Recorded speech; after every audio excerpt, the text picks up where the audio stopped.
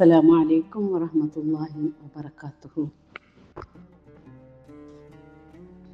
അല്ലാഹുമ്മ സ്വല്ലി അലാ മുഹമ്മദിൻ വഅലാ ആലി മുഹമ്മദ് കമാ സ്വല്ലൈത അലാ ഇബ്രാഹീമ വഅലാ ആലി ഇബ്രാഹീം വബാരിക് അലാ മുഹമ്മദിൻ വഅലാ ആലി മുഹമ്മദ് കമാ ബാറക്ത അലാ ഇബ്രാഹീമ വഅലാ ആലി ഇബ്രാഹീം ഫിൽ ആലമീന ഇന്നക ഹമീദും മജീദ്. റബ്ബി ഇശ്റഹ് ലി സദ്രി വയസ്സിർ ലി അംരി വഹ്ലുൽ ഉഖ്ദതം മിൻ ലിസാനി യഫ്ഖഹു ഖൗലി. അൽഹംദുലില്ലാഹ്, നമ്മളുടെ മജ്ലിസ് സിലബസ് 5ാം ക്ലാസ്സിലെ ഫിഖ്ഹിൻ്റെ അവസാന പാഠമായ വെള്ളമില്ലെങ്കിൽ എന്തു ചെയ്യണം, അതാണ് ഇന്നത്തെ നമ്മുടെ ക്ലാസ്.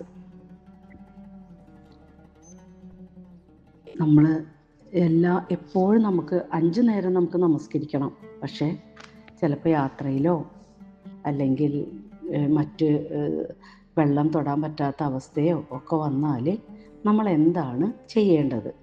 അപ്പോൾ വെള്ളം കിട്ടാതിരിക്കുകയോ വെള്ളം ഉപയോഗിക്കാൻ പറ്റാത്ത വിധം രോഗമോ മറ്റോ ഉണ്ടാവുകയോ ചെയ്താൽ മണ്ണുപയോഗിച്ച് ശുദ്ധീകരണം നടത്തുന്നതിനാണ് തയമ്മും എന്ന് പറയുന്നത്. അപ്പോൾ വെള്ളം കിട്ടാതിരിക്കുകയോ വെള്ളം ഉപയോഗിക്കാൻ പറ്റാത്ത വിധം രോഗമോ അല്ലെങ്കിൽ മറ്റേതെങ്കിലും കഠിനമായ തണുപ്പോ അങ്ങനെയൊക്കെ വന്നു കഴിഞ്ഞാൽ, വയ്യാത്ത അവസ്ഥയിൽ തണുപ്പ് ഉള്ള രോഗികൾക്കൊക്കെ വെള്ളം എടുത്ത് എടുക്കാൻ കഴിയാതെ വരും. അപ്പം അങ്ങനെയുള്ള അവസ്ഥയിൽ മണ്ണ് ഉപയോഗിച്ചുകൊണ്ട് എടുക്കുന്ന ആ രീതിയെയാണ് തയമ്മും എന്ന് പറയുന്നത്. ശുദ്ധമായ മണ്ണ് കിട്ടാനില്ലാത്ത അവസ്ഥയിൽ ശുദ്ധമായ ഏതെങ്കിലും പ്രതലത്തിൽ കൈപ്പത്തികൾ വെച്ചും തയമ്മും ചെയ്യാം. പാറ, കരിങ്കല്ല്, ചുമർ തുടങ്ങി ഭൂമിയിൽ കാണുന്ന ഏത് ശുദ്ധിയുള്ള വസ്തുവും മണ്ണു കിട്ടാനില്ലാത്ത സമയത്ത് തയമ്മുമിനായിട്ട് ഉപയോഗിക്കാം. ഓക്കെ, എന്താണ് തയമ്മുമിൻ്റെ നിബന്ധനകൾ അഥവാ ശുറൂത്ത് തയമ്മും? അപ്പോൾ തയമ്മും അംഗീകരിക്കാൻ, തയമ്മും ചെയ്യാനുള്ള സാഹചര്യങ്ങളും കൂടി നമുക്ക് പഠിക്കാം. 1. നമസ്കാരത്തിന് സമയമായി. 2. ശരീരത്തിൽ നജസ് ഉണ്ടാവാൻ പാടില്ല. 3. തയമ്മുമിന് ഉപയോഗിക്കുന്ന വസ്തു ശുദ്ധമായിരിക്കുക. 4. വെള്ളമില്ലാത്തതിനാലോ രോഗം മൂലമോ വെള്ളം ഉപയോഗിക്കാൻ പറ്റാതിരിക്കുക. 5. അവയവങ്ങളിൽ തയമ്മുമിന് തടസ്സമാവുന്നതൊന്നുമില്ലാതിരിക്കുക.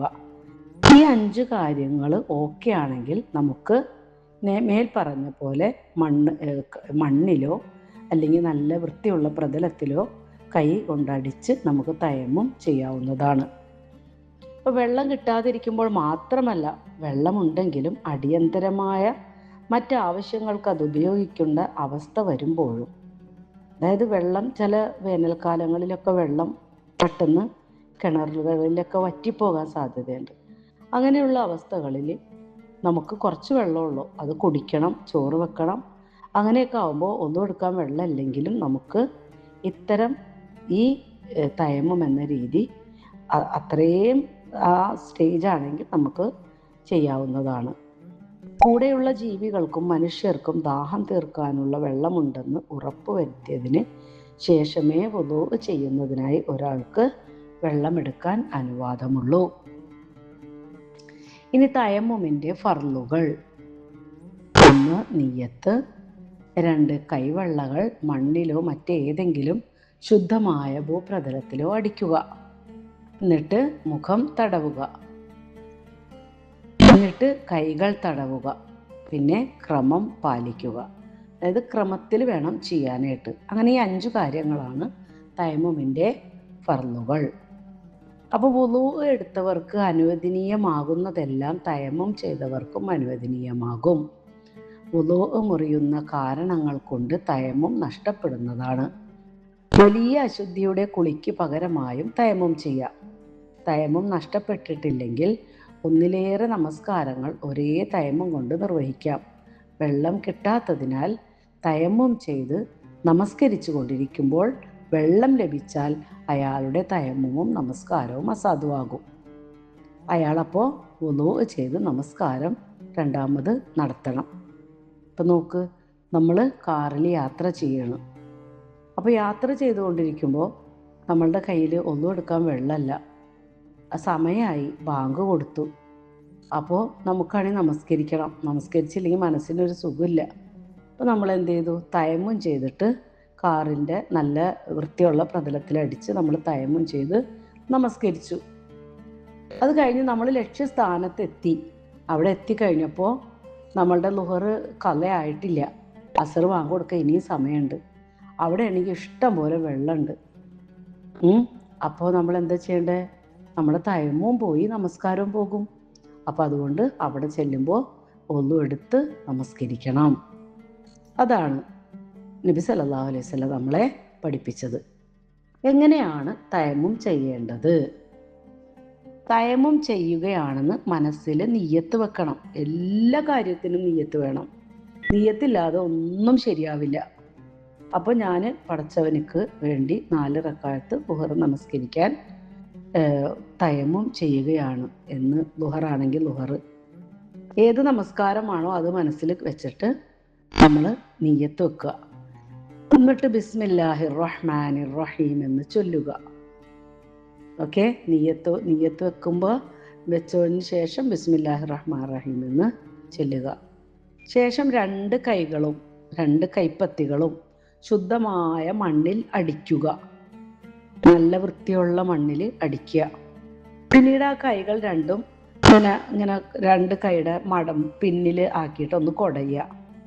കുടഞ്ഞതിന് ശേഷം വുളൂ എടുക്കുമ്പോൾ ചെയ്യുന്നത് പോലെ മുഖം 1 പ്രാവശ്യം തടവുക.